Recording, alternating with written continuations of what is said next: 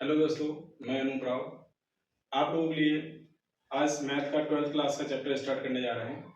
आज से कोशिश करेंगे कि जो सिलेबस है आपका वो पूरा कंप्लीट करें यूट्यूब पर, और जो भी क्लास के स्टूडेंट हैं वो इसको भी रिपीट करके देख सकते हैं। मैथ के जो मैथ क्लास करते हैं वो इसको बार बार रिपीट करके देख सकते हैं। वहाँ पर जो चैप्टर फिनिश हो चुका है या चैप्टर चल रहा है, आप वहाँ से और इस दोनों से जब आप देखोगे तो आपको और बेहतर समझ में आएगा। आज हम लोग चैप्टर नंबर मैथ का चैप्टर 2, जिसको हम लोग इनवर्स ट्रिग्नोमेट्रिक फंक्शंस कहते हैं, ये स्टार्ट करने वाले हैं। 12th क्लास चलेगा और यूनिक एकेडमी में जो भी मैथ क्लास से पढ़ रहे हैं, मैथ वगैरह कर रहे हैं, अगर उनको चीजें समझ में क्लास में आ रही है बेहतर, और प्लस दोनों अगर चैनल पे भी देखते हैं, राव सर के नाम से चैनल है, अगर राव सर के नाम से चैनल है, इसको लाइक और सब्सक्राइब कर दीजिए। ठीक है, थोड़ा सा सपोर्ट आपका मिलेगा तो थोड़ा सा चैनल ग्रो कर जाएगा। और बाकी मेरा मोटिव ये रहेगा, जो बच्चे कोचिंग में जो क्लास करते हैं, ऑफलाइन क्लासेस करते हैं, उनको भी हेल्प मिल सके। ठीक है, तो चैप्टर हम लोग स्टार्ट करते हैं। आपने फर्स्ट ईयर में 11th क्लास पढ़ के आए हो, और 11th क्लास में आपने फंक्शंस चैप्टर पढ़ा होगा कि फंक्शन क्या होते हैं, और उस फंक्शन में एक ट्रिग्नोमेट्रिक फंक्शंस पढ़ा होगा, ट्रिग्नोमेट्रिक फंक्शंस पढ़ा होगा। इनवर्स पे भी हम आएंगे। ट्रिग्नोमेट्रिक फंक्शंस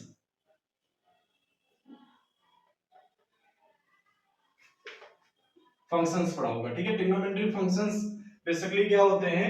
6 रेशियो हैं टोटल। ट्रिग्नोमेट्रिक फंक्शन में टोटल कितने हैं? 6 रेशियो हैं। इन 6 रेशियो में इनके जो नाम है 6 रेशियो के, आपने पढ़ा होगा sine theta, cos theta, tan theta, और इनके उल्टा होते हैं दो तीन, क्या होते हैं? कोसेक थीटा, और ये क्या होता है? सेक थीटा, और ये क्या होता है? Cot theta. ठीक है, ये आपने ट्रिग्नोमेट्रिक फंक्शंस पढ़े होंगे, और इस पे बहुत सारी प्रॉब्लम्स भी की होगी फर्स्ट ईयर क्लास में। आज हम लोग जो क्लास करने वाले हैं इन्हीं से रिलेटेड है, बट इनका क्या है? इनका इनवर्स है। इनवर्स क्या है? ट्रिग्नोमेट्रिक क्या है? Inverse trigonometric functions. ठीक है, और इसको हिंदी में त्रिकोणमितीय फलन बोलते हैं, त्रिकोणमितीय फंक्शंस या फिर फलन। ठीक है, प्रतिलोम, ठीक है, प्रतिलोम, प्रतिलोम त्रिकोणमितीय, त्रिकोणमितीय फलन। ठीक है, प्रतिलोम त्रिकोणमितीय फलन बोलते हैं इसको। ठीक है, तो ये हम लोग आज क्लास करेंगे, इन पे समझेंगे। आज की जो क्लास रहेगी वो बेसिक रहेगी, थोड़ा सा फर्स्ट ईयर से ही अटैच करते हुए क्लास को चलेंगे। जैसे जो बच्चे पहली बार क्लास देख रहे हैं, फर्स्ट ईयर में उनकी क्लास अच्छी नहीं की है, फर्स्ट ईयर में कहीं कोचिंग वगैरह नहीं ले रखी थी, ऐसे ही अपने आप पढ़ा है, तो थोड़ा बेसिक से स्टार्ट करेंगे और बेसिक से एडवांस तक हम लोग पढ़ेंगे। ठीक है, तो कुछ चीजें डिस्कस कर लेते हैं जो फर्स्ट ईयर में है, इन रेशियो के बारे में डिस्कस करेंगे कि टोटल 6 रेशियो होते हैं, और ये 6 रेशियो कहां से बनाए जाते हैं, ये हम करने वाले हैं, समझने वाले हैं चीजों को। ठीक है, तो टोटल 6 रेशियो कौन कौन से होते हैं? जैसे ये फर्स्ट रेशियो है साइन थीटा, आपने पढ़ा होगा। तो ये बेसिकली हमारे पास में एक राइट एंगल ट्रायंगल होता है, जिसको समकोण त्रिभुज कहते हैं। इस राइट एंगल ट्रायंगल में एक एंगल थीटा ले लेते हैं, एक एंगल 90 डिग्री होता है, और इसकी वैल्यू हम इसका नॉमिनेशन कर देते हैं ए बी सी। तो आपने इसको पढ़ा होगा, साइन थीटा इक्वल टू, ठीक है, साइन थीटा क्या होता है? ठीक है, परपेंडिकुलर अपॉन हाइपोटेन्यूज, ये साइन थीटा होता है। इसी तरीके से आपने cos थीटा पढ़ा होता है, बेस अपॉन हाइपोटेन्यूज। ठीक है, इसको h से रिप्रेजेंट कर देते हैं, h है ये। ठीक है, ये हमारा क्या हो जाएगा? परपेंडिकुलर, ये बेस हो जाएगा, और ये हाइपोटेन्यूज हो जाएगा। तो इस तरीके से हमारा क्या हो जाएगा? इसको हिंदी में क्या कहते हैं? परपेंडिकुलर को लंब बोलते हैं, लंब बटे कर्ण होता है। और ये क्या हो जाएगा? आधार बटे बेस, आधार बटे कर्ण होगा। और ऐसे ही tan थीटा को हम लिखेंगे, तो tan थीटा हमारा क्या हो जाएगा? लंब बटे, ठीक है, परपेंडिकुलर अपॉन बेस हो जाएगा, अपॉन बेस हो जाएगा। इस तरीके से इनके उल्टा रेशियो 6 होते हैं। अगर हम साइन की बात करें तो साइन का उल्टा क्या हो जाएगा? कॉसेक होता है, cosec theta is equal to क्या हो जाएगा? h अपॉन p हो जाएगा। और अगर हम सेक थीटा की बात करें, सेक थीटा क्या हो जाएगा हमारे पास में? h अपॉन b हो जाएगा। अगर मैं कॉट थीटा की बात करूं तो कॉट थीटा कितना हो जाएगा? b अपॉन p हो जाएगा। इस तरीके से हमारे ये 6 रेशियो ट्रिग्नोमेट्री में बनाए गए हैं। इन्हीं 6 रेशियो को हम लोग जो पढ़ने वाले हैं, फर्स्ट ईयर क्लास में हमने एज अ फंक्शन पढ़ा है, बट यहाँ पर हम लोग इसको एज अ इनवर्स फंक्शन पढ़ेंगे। तो इनवर्स फंक्शन कैसे रिप्रेजेंट करते हैं, इनवर्स फंक्शन कैसे वर्क करते हैं, इनवर्स फंक्शन में फार्मूले कैसे ड्राइव होते हैं, फार्मूले कैसे बनते हैं, कैसे प्रॉब्लम्स आती हैं, ये सारी चीजें हम डिस्कस करेंगे। ठीक है, ये बहुत बेसिक है, 9th क्लास से आप पढ़ के आए हो, लेकिन मुझे बताना तो मैं बता दिया। यहाँ पर अगर आप चीजों को सही से समझते हो तो यहाँ पर एक पाइथागोरस थ्योरम होती है। पाइथागोरस थ्योरम क्या होती है, हाइपोटेनस, ठीक है, कर्ण का स्क्वायर बराबर लंब का स्क्वायर, पी का स्क्वायर परपेंडिकुलर पी का स्क्वायर प्लस आधार इनटू आधार मतलब बेस का स्क्वायर। तो ये एक इसकी थ्योरम भी है, कहीं ना कहीं इसको आपको पता होना चाहिए इसके बारे में। ठीक है, तो इसको आप नोट डाउन कर लीजिए। ठीक है, उसके बाद हम लोग करेंगे कि इसके इनवर्स ट्रिग्नोमेट्रिक फंक्शन कैसे रिप्रेजेंट करते हैं या फंक्शंस क्या होते हैं। आपने फंक्शंस की डेफिनेशन पढ़ रखी होगी। इनवर्स फंक्शन में क्या बताया गया है कि सबसे पहले रिप्रेजेंट कैसे करते हैं। तो जैसे हमारे पास में आपने पढ़ा होगा fx is equal to y, या फिर कोई वैल्यू यहां पुट कर लेते हैं fx is equal to y।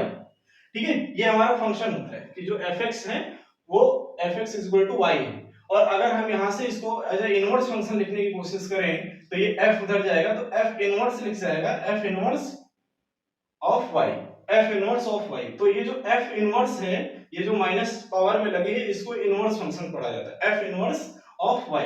अब ये क्या हो जाएगा, f इनवर्स ऑफ y हो जाएगा। तो इसी तरीके से जैसे आपने sin थीटा आपने ट्रिग्नोमेट्रिक फंक्शंस पढ़ा है, और sin theta is equal to आपने x वैल्यू ली है, तो थीटा इज इक्वल टू जब आप निकालोगे तो sin इनवर्स x, तो ये थीटा की वैल्यू जो है ये sin इनवर्स यहाँ पर दिखा रहा है, ये इसको sin इनवर्स रिप्रेजेंट करते हैं sin इनवर्स से। तो जितने भी ट्रिग्नोमेट्रिक फंक्शन है, तो representation of trigonometric function, representation आज की क्लास बहुत बेसिक रहेगी। रिप्रेजेंटेशन ऑफ ट्रिग्नोमेट्रिक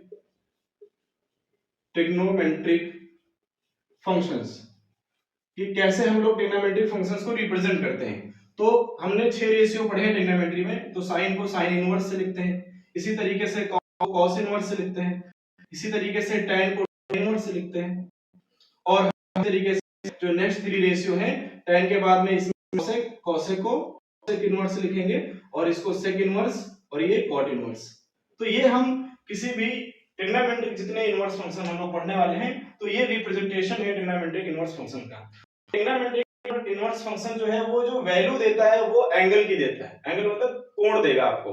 ठीक है, जो वैल्यू देगा, जैसे यहाँ पर जो वैल्यू दे रहा है हमने sin थीटा इक्वल टू, ये एक रियल वैल्यू, और ये वैल्यू कितनी दे रहा है sin theta equal to x।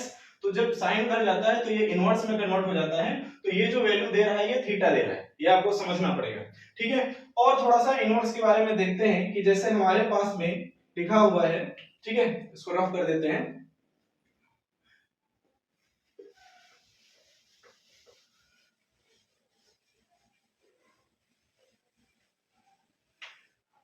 First trigonometric inverse function discuss करते हैं। x sin theta is equal to x, और where theta is equal to क्या निकल के आ जाएगा, sin इनवर्स x। ठीक है, तो sin इनवर्स x में इस तरीके से यहाँ पे हम लोग दो तीन चीजें देखने वाले हैं। जैसे एक इनमें डोमेन होगा और एक रेंज होता है। तो आपने अगर हमने y is equal to sin x का ग्राफ या sin थीटा का आपने ग्राफ बनाया है y इज इक्वल टू, तो आपने ग्राफ देखा होगा sin का, इस तरीके से ग्राफ चलता है। ठीक है, यहां से इसका ग्राफ चलेगा इस तरीके से कि ये हमारा इस तरीके से ग्राफ चलता है। ठीक है, ये हमारा ग्राफ हो जाता है, ये इसकी पीक वैल्यू हो जाती है जो कहां रहती है +1 तक रहती है, और ये इसकी माइनस में वैल्यू रहती है, यहां तक पीक वैल्यू कितनी है -1 तक होती है। तो ये जो साइन, ये है हमारा y is equal to sine theta.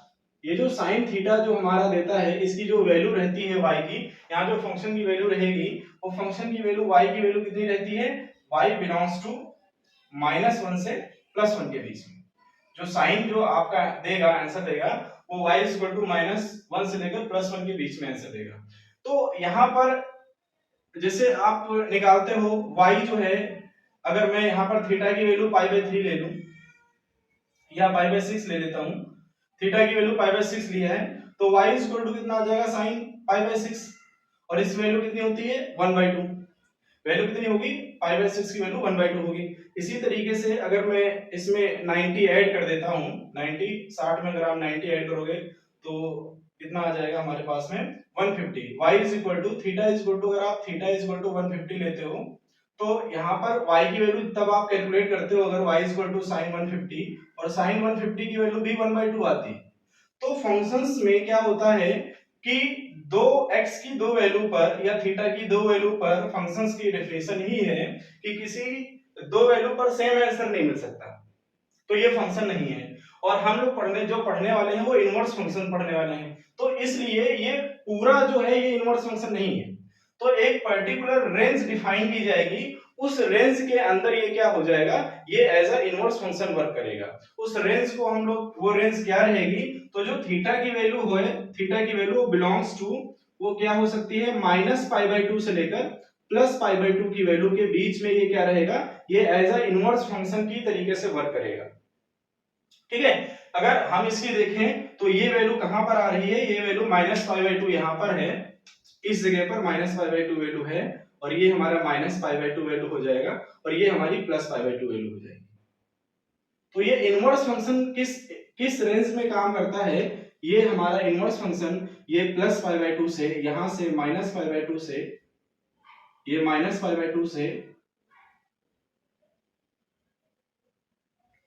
-π/2 से +π/2 तक काम करता है। ये हमारा यहाँ पे +π/2 है, और ये यहाँ पे हमारा -π/2 है। तो ये यहाँ पर जो है हमारा, ये एज अ फंक्शन होता है, ये पूरा फंक्शन नहीं है। पूरा फंक्शन इसलिए नहीं है क्योंकि फंक्शन की डिफिनेशन ही है कि एक पर्टिकुलर वैल्यू पर एक आंसर देता है, बट यहाँ पर आप अलग अलग x की वैल्यू पर, थीटा की अलग अलग वैल्यू पर सेम आंसर आ रहा है साइन में। तो इस तरीके से हमारा जो हमारा फंक्शन डिफाइन है +π/2 से लेकर +π/2 के बीच में रहेगा। तो साइन इनवर्स को इस तरीके से रिप्रेजेंट किया जाता है। इसकी इसकी y की वैल्यूज होती है -1 +1 के बीच में रहती है, ठीक है। और इसका जो डोमेन रहेगा, ये जो रेंज रहेगी -1 +1 के बीच में रहेगा, और इसका जो रेंज रहेगा, जो इसका डोमेन रहेगा, वो -π/2 से लेकर +π/2 के बीच में वर्क करेगा। इसके ये ग्राफ है, मैंने ये ग्राफ आपको बना दिया, ठीक है। ये किसका ग्राफ है, ये y is equal to sin theta का ग्राफ है, और जहां थीटा बिलोंग्स टू -π/2 से +π/2, ये हमारी थीटा की वैल्यू है, ठीक है। इसी तरीके से अगर हम देखेंगे कि इस साइन इनवर्स का फंक्शन क्या हो जाएगा, y इज इक्वल टू, अगर मैं देखूं, हमने देखा है y is equal to sin theta, और थीटा इज इक्वल टू जब निकालोगे यहां से तो sin इनवर्स x हो जाएगा। थीटा इज इक्वल टू क्या हो जाएगा, sin इनवर्स x हो जाता है, ठीक है। तो theta is equal to sin inverse x का अगर हम ग्राफ बनाने की कोशिश करते हैं, यहाँ पे बनाते हैं, y is equal to sin theta and theta is equal to inverse function sin inverse का ग्राफ क्या हो जाएगा, y की वैल्यू, तो यहाँ पर जो एंगल निकलता है, तो ये जो ग्राफ है इसके एक्सिस चेंज हो जाते हैं। जो x एक्सिस है यहाँ पे वो एंगल को बताएगा, और जो y एक्सिस है वो वैल्यू को बताता है। तो ये हमारा यहाँ एंगल हो जाएगा x एक्सिस, और ये जो y है ये हमारा इस समय यहाँ पे ये किसको बता देगा, ये वैल्यू को डिफाइन करेगा। तो ये जो ग्राफ इस तरीके से बनेगा हमारा, इस ग्राफ को अगर हम बनाते हैं तो ये ग्राफ इस तरीके से बनेगा, ये ग्राफ हमारा बनेगा,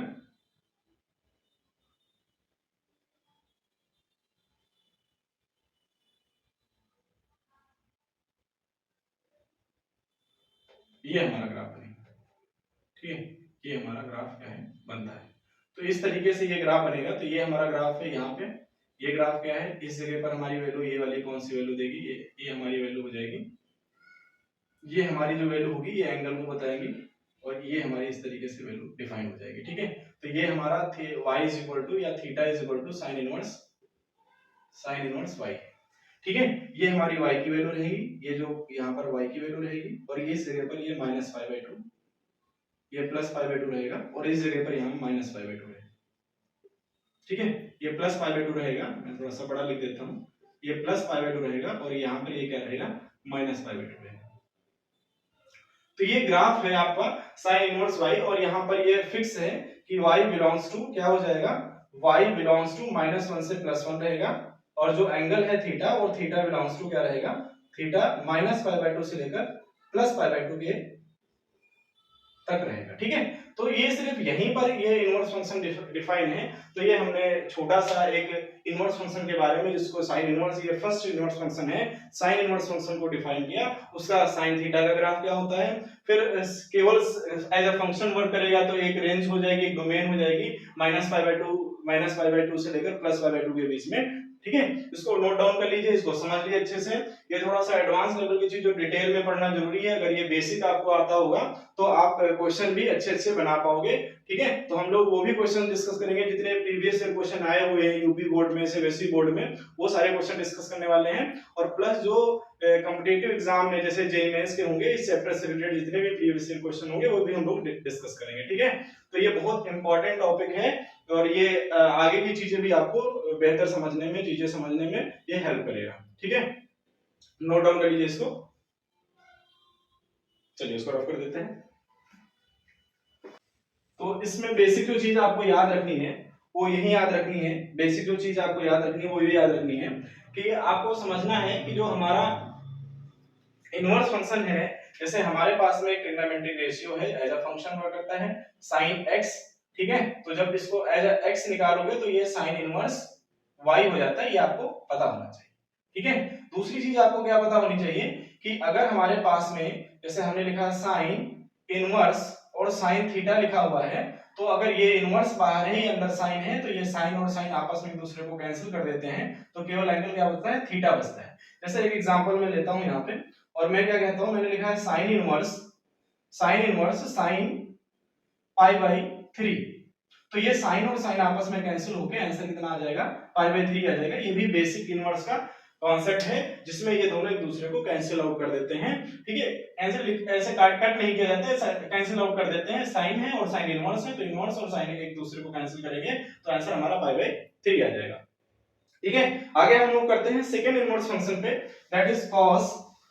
ठीक है, cos इनवर्स फंक्शन स्टार्ट करते हैं हम लोग। cos सेकंड हमारा इनवर्स फंक्शन है जिसको हम लोग cos कहते हैं। ये हमारा y = cos theta as a function होता है।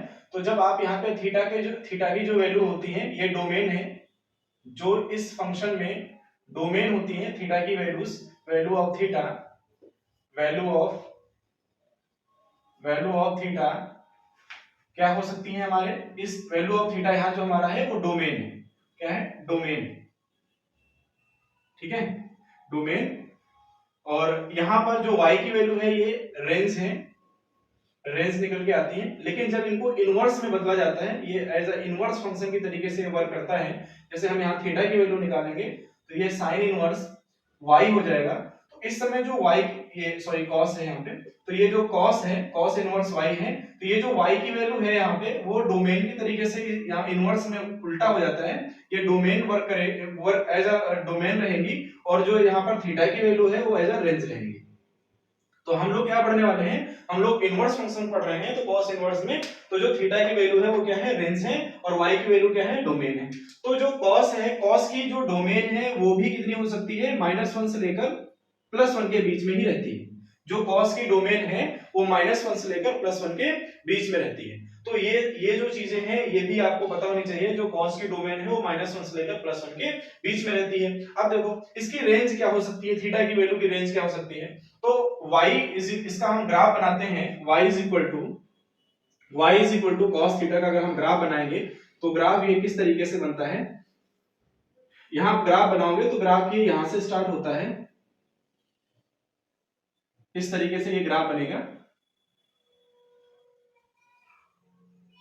ठीक है, ये हमारा ग्राफ है, इसको थोड़ा सा सही कर देते हैं। ये हमारा y is equal to cos theta है, y इज इक्वल टू क्या है, cos थीटा है। थोड़ा ध्यान से समझिएगा।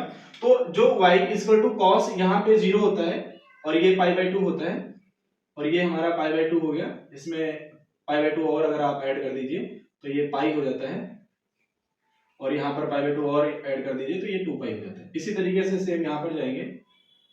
ठीक है, सेम इस तरफ जाओगे तो ये यहाँ पर -π/2 होगा, और यहाँ -π/2 होगा, यहाँ π/2 ऐड करोगे तो पाई रहेगा, और इसमें π/2 ऐड कर दोगे तो 3π/2 हो जाएगा। 3π/2 सॉरी, यहाँ पे 3π/2 होगा, ये 3π/2 हो जाएगा, और यहाँ पे क्या हो जाएगा, 2 पाई हो जाता है। और ये क्या हो जाएगा हमारा, इस जगह पे 2 पाई हो जाता है। तो ये हमारा किसका ग्राफ है, ये मेरा ग्राफ है आपका cos थीटा का। ठीक है, तो cos थीटा का ग्राफ इस तरीके से बनाते हैं। चलिए, तो ये cos थीटा का जो ग्राफ है, इसको हम दूसरी तरीके से आपको और थोड़ा समझाते हैं कि ये फंक्शन कब क्रिएट हो। ये भी फंक्शन नहीं है, क्योंकि फंक्शन इसलिए नहीं है कि अगर हम cos की वैल्यू लेंगे, जैसे आप समझिएगा थोड़ा ध्यान से, cos थीटा हमने लिखा और हमने कहा थीटा की वैल्यू हमने पाई ले ली, थीटा की वैल्यू पाई, पाई मतलब 180, पाई की वैल्यू हमने थीटा की वैल्यू पाई ले ली, तो y cos 180 और cos 180 की वैल्यू कितनी होती है, cos पाई की वैल्यू 1 होती है, cos पाई की वैल्यू कितनी होती है, 1 होती है। सेम इसी तरीके से हमने cos थीटा की वैल्यू -180 ले ली, माइनस मतलब माइनस का पाई ले लिया, cos थीटा माइनस पाई। तो cos एक इवन फंक्शन है, तभी ये वैल्यू क्या देगा, प्लस देगा। तो हमने देखा कि थीटा की अलग-अलग दो वैल्यू पर ये आंसर क्या दे रहा है, ये आंसर सेम दे रहा है। तो ये फिर यहां से माइनस पाई से लेकर प्लस पाई के बीच तक ये डिफाइन नहीं है, माइनस पाई से लेकर प्लस पाई तक ये डिफाइन नहीं है, एज अ फंक्शन डिफाइन नहीं है, एज अ फंक्शन डिफाइन नहीं है, क्योंकि फंक्शन की डेफिनेशन ही है कि अलग अलग दो वैल्यू पर सेम आंसर नहीं मिलना चाहिए। और सेम अगर आपको मिल रहा है, जो ये आपको रेंज मिल रही है, रेंज सेम नहीं होनी चाहिए, या वो डोमेन सेम नहीं होना चाहिए। तो ये वन, इसका भी आंसर वन है। क्यों? क्योंकि ये एक इवन फंक्शन है। इवन फंक्शन क्या होता है, मैं थोड़ा सा बता देता हूं। जैसे हमने लिखा, हमने लिख दिया यहाँ पे y is equal to x square, और हमने लिखा एक और एग्जांपल लेते हैं y is equal to x cube, या फिर y is equal to x square, मैंने x is equal to minus x रखा, -1 रखा, तो y इज इक्वल टू -1 का स्क्वायर, और y इज इक्वल टू क्या आ जाएगा, +1 आ जाएगा। तो ये एक इवन फंक्शन है, इवन फंक्शन है, इवन मतलब सम फंक्शन है। और हमने y is equal to x cube ले लिया, और हमने x is equal to -x से रिप्लेस कर दिया, तो y is equal to -x cube से रिप्लेस करोगे तो -x क्यूब आ जाएगा। तो हमने x की वैल्यू अगर माइनस लेते हैं, तो माइनस में अगर आंसर आ जाता है, तो वो हमारा क्या हो जाएगा, ऑड फंक्शन हो जाता है। तो ये हमारा जो cos है, cos एक इवन फंक्शन है, इसमें माइनस रखोगे तब भी ये क्या आंसर देगा, प्लस ही आंसर देगा। तो ये हमारे क्या है, एक सेम अलग अलग दो डिफरेंट वैल्यू पर, थीटा की अलग अलग दो वैल्यू पर ये सेम आंसर दे रहा है, इसलिए ये -5 से लेकर +5 के बीच तक ये डिफाइन नहीं है, एज अ फंक्शन डिफाइन नहीं है, डिफाइन है but as a function define नहीं है। तो ये फिर इनवर्स फंक्शन बनेगा कहां पर, तो ये हम लोग देखेंगे इनवर्स फंक्शन कहां पर ये आंसर देगा। चलो इसको देखते हैं, एज अ फंक्शन ये कहां पर वर्क करेगा, तो इसको रफ कर देते हैं।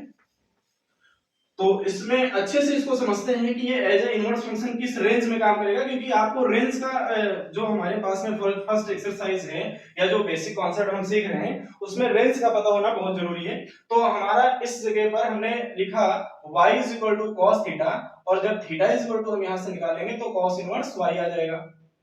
ये तो यहां पर ये क्या है हमारा, ये इस जगह पर हमारा क्या है, y की वैल्यू जो है ये डोमेन है, y की वैल्यू डोमेन है, और जो थीटा की वैल्यू क्या है, वो रेंज है, थीटा की वैल्यू क्या है, वो रेंज है। तो ये डोमेन और रेंज को हम यहाँ पर देखेंगे, ये कहां पर रेंज हमारी कहां तक डिफाइन होगी। तो इसमें हम देखेंगे यहाँ पर ये वैल्यू सेम आ रही है, प्लस पॉजिटिव लेंगे तब भी वैल्यू सेम आ रही है। तो ये जो वैल्यू रिपीट नहीं कर रही है, वो 0 से लेकर, इसकी जो रेंज रहती है cos इनवर्स फंक्शन की, वो 0 से पाई के बीच में रहती है। और जो डोमेन रहता है इसका, डोमेन डोमेन जो है वो कहां से लेकर -1 से लेकर +1 के बीच में रहता है, ये आपको समझना है। अगर हम इसका ग्राफ बनाएं, जहां तक ये एज अ फंक्शन वर्क करता है, तो इसका हम साइन इनवर्स cos इनवर्स का ग्राफ बनाते हैं, theta is equal to cos inverse y, इसका ग्राफ बनाते हैं। तो इस तरफ ये वैल्यू क्या रहेगी, हमारी y की वैल्यू रहेगी, और यहां पर जो रहेगी ऊपर, वो थीटा की वैल्यू रहेगी। तो ये अगर एज अ ग्राफ वर्क करेगा, ग्राफ कहां से, 0 से लेकर पाई के बीच में रहता है, तो 0 से पाई के बीच में अगर ये एज अ ग्राफ वर्क करेगा, तो किस तरीके से करेगा।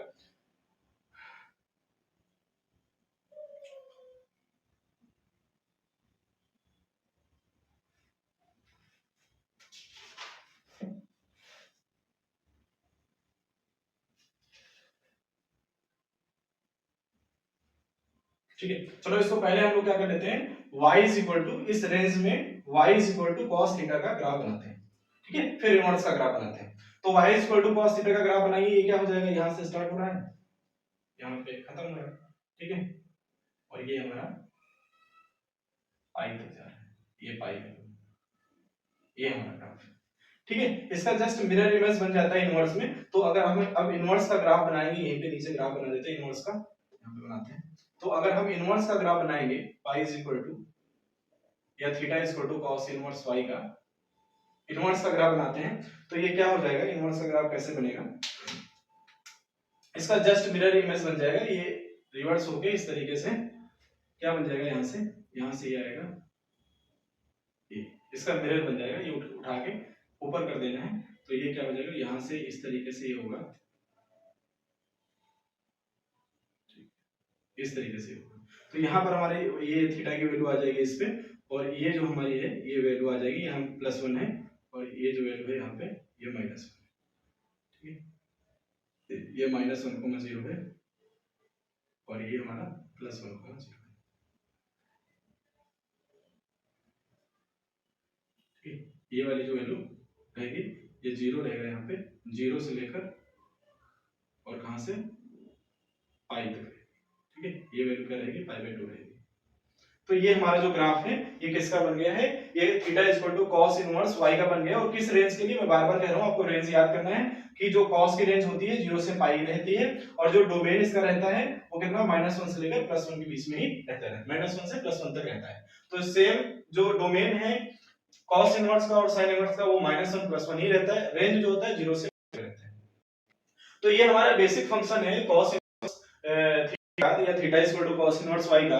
तो लोगों ने जो डिस्कस साइन फंक्शन के बारे में डिस्कस किया है, cos इनवर्स के बारे में किया है, ठीक है। इस पे प्रॉब्लम लोग क्लास में हमारी इस पे प्रॉब्लम्स आंसर्स आज स्टार्टर में किया है, और ये चैनल के प्यार सपोर्ट है, थोड़ा सा इसको सब्सक्राइब करवाइए और अपने दोस्तों तक शेयर करिए। एक इनिशिएटिव स्टार्ट कर रहे हैं, अभी तक ऑफलाइन क्लासेस में, तो जो इसमें कोई मिस्टेक हो जाती है या कुछ प्रॉब्लम आती है, कमेंट में नीचे मेंशन कर दीजिएगा, हम कोशिश करें उनको रिजॉल्व करें, ठीक है। तो थोड़ा सा हमारा एक्सपीरियंस कम है कैमरे के सामने पढ़ाने का, क्योंकि यहाँ कोई बच्चा भी नहीं है जिसको हम समझा रहे हैं, तो थोड़ा सा अगर कोई प्रॉब्लम आती है तो आप उसको माइंड ज्यादा मत करिएगा और चीजें बताइएगा, तो उसमें हम क्या करेंगे, सुधार लेके आएंगे, ठीक है। चलिए, थैंक यू क्लास।